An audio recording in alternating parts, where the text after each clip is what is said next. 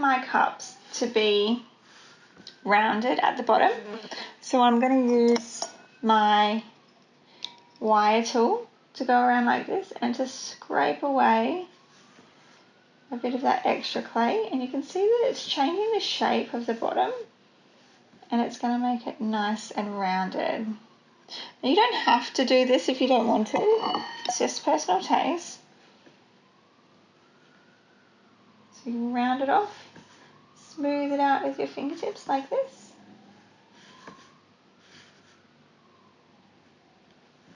And then you can see that it becomes all rounded at the bottom.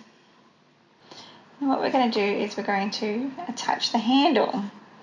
So we've got my handle from earlier on, and I'm going to, see, that's much too big. So what I want to do is use the needle tool again, and I'm going to cut it a little bit smaller, and I can see, yes, that's much better. I might even cut it a little smaller again, depending on the size of the cup. Put this where you want it to go, and in that point, score it. And then also, we want to score the ends of the handle. Dip it in a little bit of the water, line it up,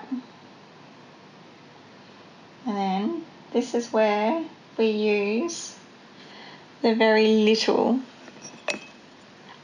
that little one.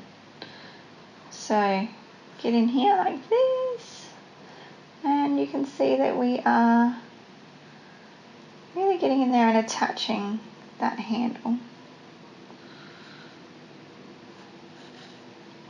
And then what I do is I go around and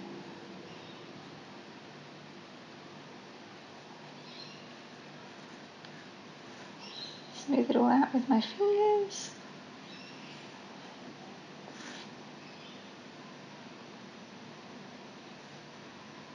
So that that handle is nice and firmly attached.